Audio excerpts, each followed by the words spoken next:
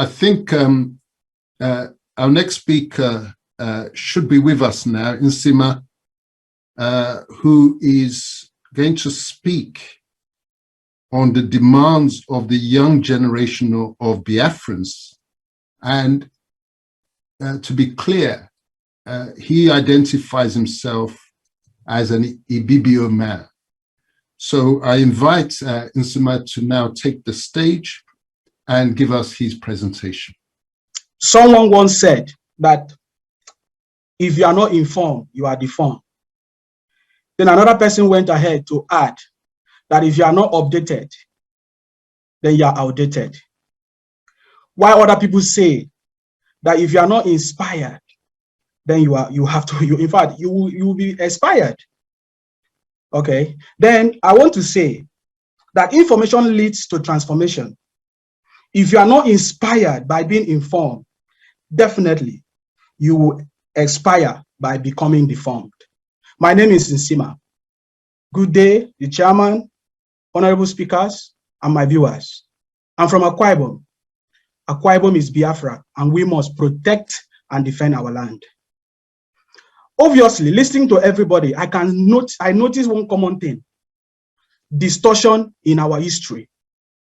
This is the major thing that they have used to conquer us. Today, I want to focus on the demands of the young generation of Biafra. Because even without history, even without knowing the history, I can see with my eyes the marginalization. I can see with my eyes the conflict among us. I can tell you that these men, they did a terrible thing to us. You can call them foreigners, you can call them British, you can call them whatever names, but it doesn't matter at this time.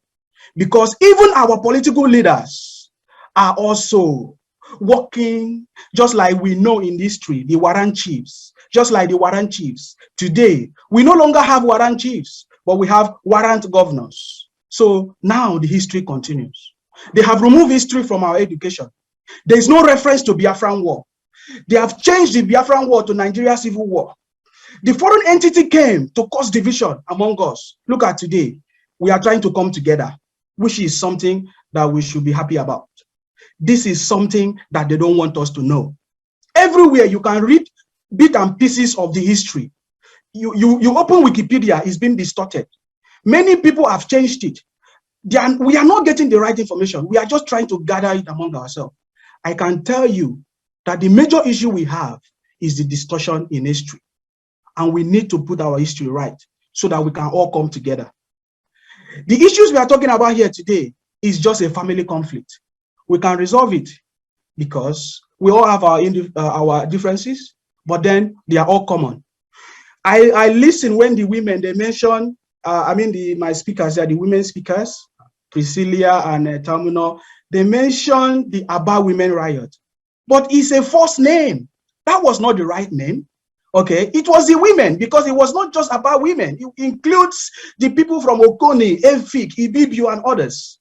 That's one perfect example to tell you that our history has been distorted. And that is a problem. That is the reason why we are having so many disagreements, so many differences, so many things. If you want to trace back who you are, for example, our Ogoni sister make mention of, oh, they are from Ghana. We have so many genealogy. You can trace back to Ethiopia. If you want to trace, you can trace back to so many places if you want to look at the true genealogy.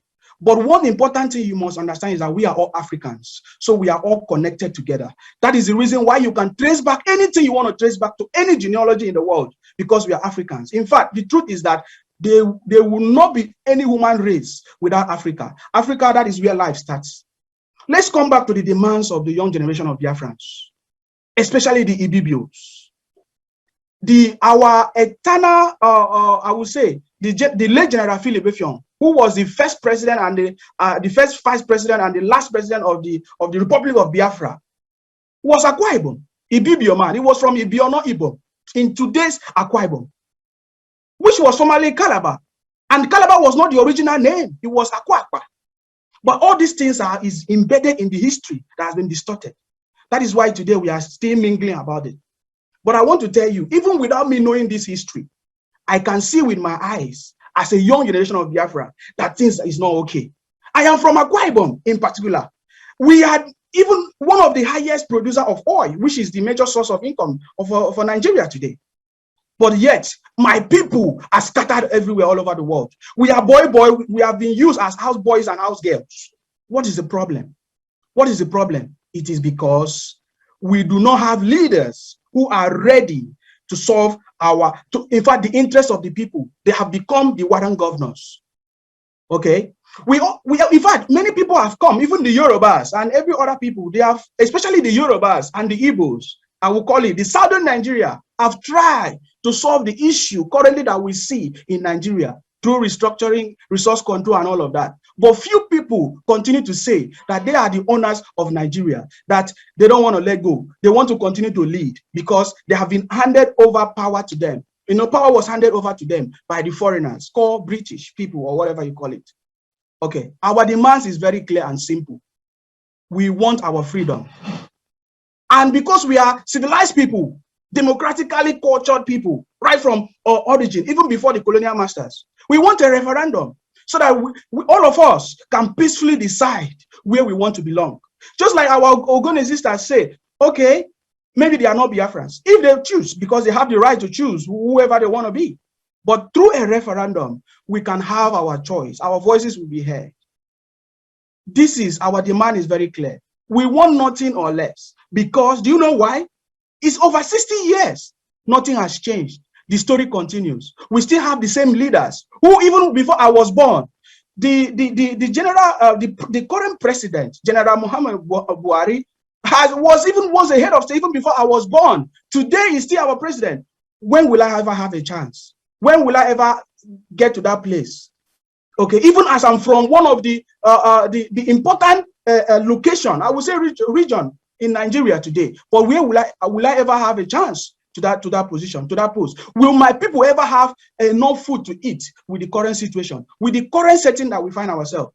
That is why we can continue to say that the only thing that we need now is a referendum. There are lots of things that we might mention. The Biafran war is not in the history of Nigeria. They don't even make reference to it. I can tell you that even today, the Nigerian government is cracking down on the people trying to remember the heroes of the Biafran war. Why? It's because they don't see us as important part of this failed state, which in no doubt, all the world, everybody in the world knows about it, that Nigeria is a failed state. They don't see us as important people. We have been marginalized. Our resources, the resources is being generated from my place, Akwa Ibom, and any other places, and then it's been taken to somewhere else, and they share it among ourselves. There is nobody in Akwa Ibom, a common person in Akwa Ibom that benefit of this of resource that we have in our land. So I cannot continue to listen to intellectuals, so-called intellectuals, professors, or people of high caliber of education that have no solution, practical solution for my people, yet continue to tell us that, oh, it will be better one day, restructuring will be this. But I can tell you, it will never be better, because now I'm over 30 years old. I'm already getting old, and Buhari is still in office. His age has been distorted. So many things has happened.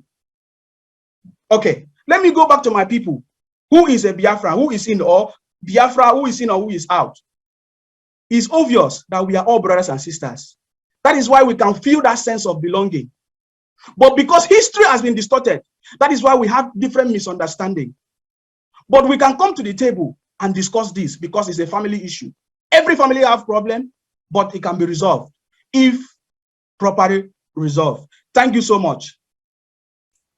Thank you, Nsima, for that brilliant and powerful presentation.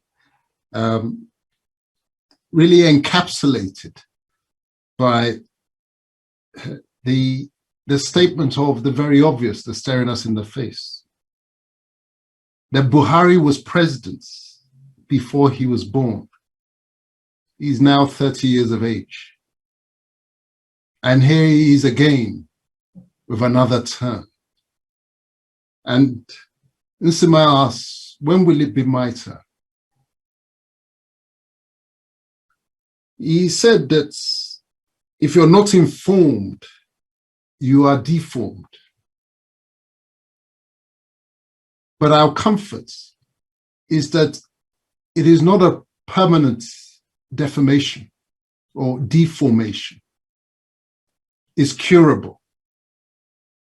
So what we don't know that's causing us to be deformed because we're uninformed is a form of deformity that's within our hands to correct.